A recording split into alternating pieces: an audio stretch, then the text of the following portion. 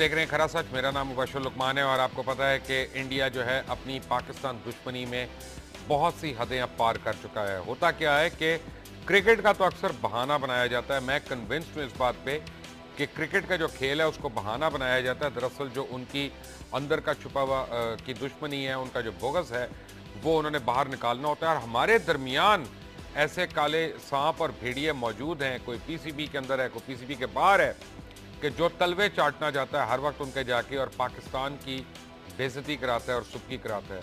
मैं इसके ऊपर बड़ी बात करूंगा, तफसील से बात करूंगा।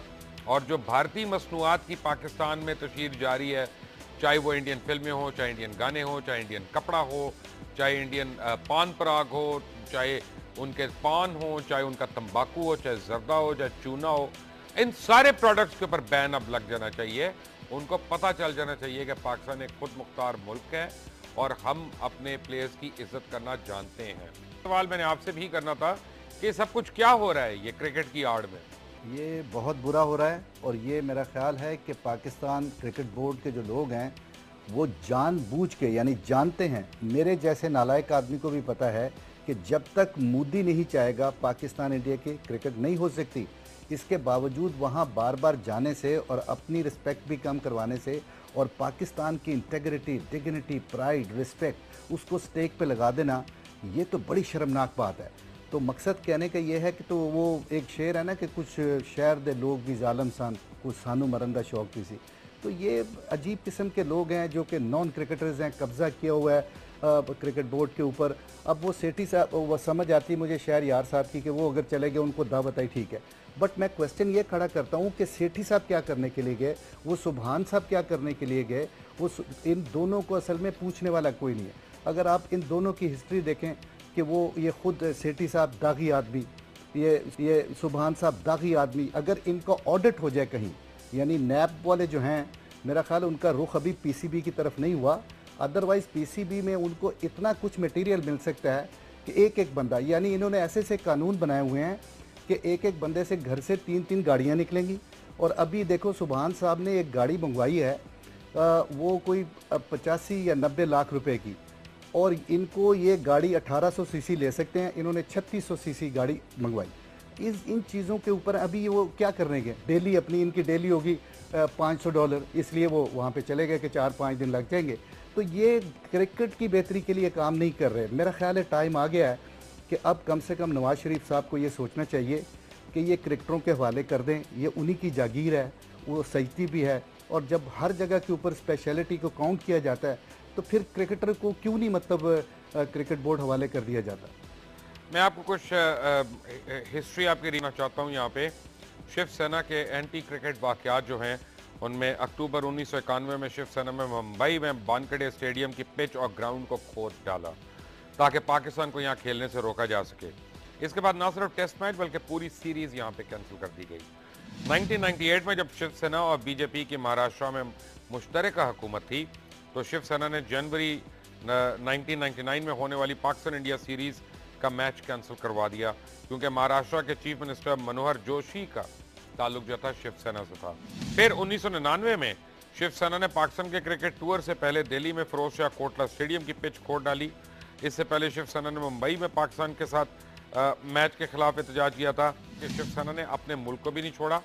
1999 में ही शिवसेना ने बीसीसीआई के मुंबई के ऑफिस में घुस गए और इंडिया क्रिकेट टीम की जो वर्ल्ड कप ट्रॉफी थी 1983 की, उसको भी तोड़ फोड़ दिया। दिसंबर 2003 में हिंदू इंतहा पसंद शिवसेना के कारकुन आगरा स्पोर्ट्स स्टेडियम में घुस गए और क्रिकेट पिच को खोद डाला क्योंकि यहाँ पे 24 दिसंबर को इंडिया और पाकिस्तान का मैच होना था। 2005 में शिवसेना ने पाकिस्तान क्रिकेट की प्रपोज्ड टूर के खिलाफ एहतजाज किया और मुंबई में धरना दिया और धमकी दी कि मुल्क में कहीं पे भी पाकिस्तान का मैच नहीं होने देंगे। 2006 में शिवसेना ने धमकी दी कि आईसीसी चैंपियंस ट्रॉफी के सिलसिले में पाकिस्तान के जयपुर और मोहाली में होने वाले मैच नहीं होने देंगे और मैच के खिलाफ प्रोटेस्ट किए।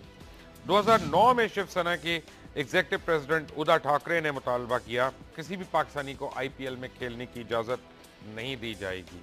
2011 में शिवसेना ने दावा किया कि इस बात की इजाजत शिवसेना देगी कि अगर Pakistan ICC world cup final में पहुंचता है तो उसे मुंबई में खेलने दिया जाए या ना दिया जाए।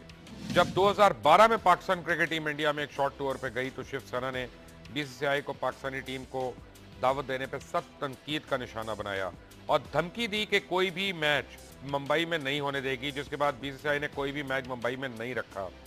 19 अक्टूबर 2015 में जब पाकिस्तान क्रिकेट बोर्ड के चेयरमैन शहरियार इंडिया में बीसीसीआई के प्रेसिडेंट शांतिक मनोहर से मुलाकात करने जा रहे थे और एक सीरीज के आगाज के सिलसिले में शिवसेना के इंतहा पसंदों ने इंडियन क्रिकेट बोर्ड पर धावा बोल दिया, मीटिंग कैंसिल करा दी और ये मीटिंग बिल्कुल भी नहीं हो सकी और अब टूर कैंसिल हो जाएगा। हमजा, मुझे ये बताएं कि क्यों हमारे पेट में मरोड़ उठता है इन लोगों के लिए जो हमारे प्लेयर्स को बेइज्जत करते हैं, हमारे आर्टिस्ट को बेइज्जत करते हैं। हम उनकी फिल्में भी चला रहे हैं, उनके गाने भी दिखा रहे हैं, टीवी पे उनके प्रोग्राम्स भी दिखा रहे हैं। शर्म तो आती नहीं है हमें यहाँ पे, ना हमारे मीडिया को, ना किसी और को। तो हमें किस तरह से रिस्पॉन्ड करना चाहिए आपके ख्याल में? एक पॉजिटिव एस्पेक्ट भी इस चीज का हाईलाइट करना चाहता हूँ, जहाँ पे हम काफी अपने आप को क्रिटिसाइज कर रहे हैं इंडियन फिल्मों पे, इंडियन कंटेंट पे, इंडियन हमारे आदमी नसीरुद्दीन शाह, महेश भट्ट आते जाते रहते हैं। लेकिन इसमें एक बहुत बड़ी पॉजिटिव चीज है बशीर भाई कि हमारा जो दुनिया में एक इमेज अनफॉर्चुनेटली बदकिस्मती से पोर्ट्रे किया जाता है, बड़ा पॉपुलर, एक बड़ा हॉट सेलेबल चीज होती है पाकिस्तान बैशिंग पूरी दुनिया में, कि हम इंटॉलरेंट हैं, हम नफरत से भरे हुए हैं, हमारे इधर बड़ी ही हेट्रेड से भरे हुए लोग रहते हैं। वो मेरे ख्याल अब दुनिया को भी अपना ना थोड़ा ओपिनियन चेंज करना चाहिए पाकिस्तान के बारे में। एक मुल्क है पाकिस्तान जहाँ पे इंडियन फिल्में भी चल रही हैं, इंडियन ड्रामे भी चल रहे हैं, लोग हमारे इंडियन एक्टर्स हमारे एड्स ब्रांड्स में आ रहे हैं पाकिस्तानी टीवीज के अंदर, टीवी चैनल्स पे।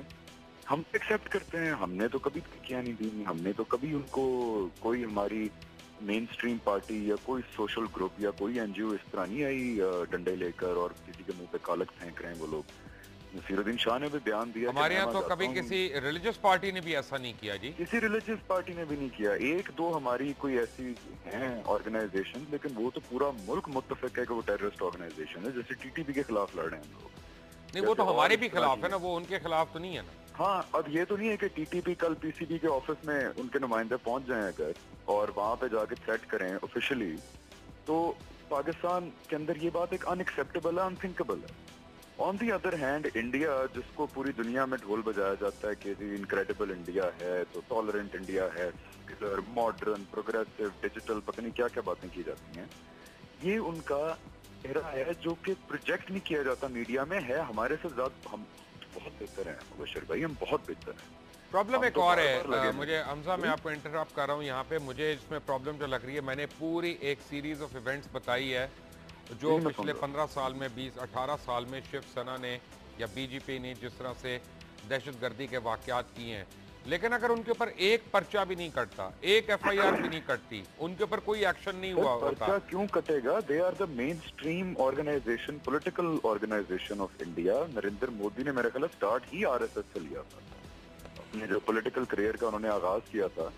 ये उनकी कोई आउटलॉर्ड या बैंड आउटफिट नहीं है। शिवसेना एक बड़ी main, but law and order तो अपने हाथ में ले रही है ना जी।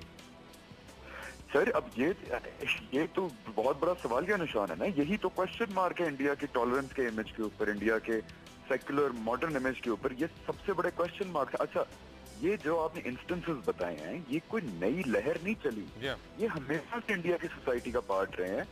और जो कि मतलब जो वो लोग जो नाकदीन समझे जाते थे हमारे pseudo intellectuals, two nation theory के, कि नहीं हम एक हैं, हमारे अंदर कोई डिफरेंस नहीं है। बॉर्डर अगर कायदे आजम जैसे बड़े लीडर्स ने, लियाकत अली खान जैसे बड़े लीडर्स ने और अल्लामा इकबाल ने कुछ सोच समझ गई, हमें जो है वो तकसीम किया था। हम दो बिल्कुल फर्क कौमें हैं।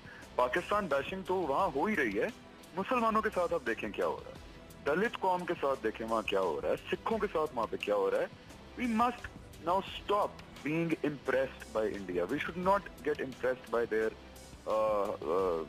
जो उनकी एक सूडो फेक माइट जो है ना, या सूडो सेकुलरिज्म जो है, सूडो इमेज है ना, एक पूरी दुनिया में एक फसाड क्रिएट किया हुआ बॉलीवुड फिल्मों की वजह से। उनकी जो लार्जर देन लाइफ ग्लैमरस फिल्में चलती हैं उसकी वजह से। इतनी बारी मैं इंडिया गया हूँ, ये जिस तरह की ड्रामे में मेकअप करके वो ज्वेलरी पहन के औरतें फिर रही होती है, मैं आपको आशा लिल्लाह बता रहा हूँ, मैंने तो इंडिया में कभी कोई ऐसी औरत नहीं देखी। ये बस स्क्रीन पे कैमरे पे ही नजर आती हैं।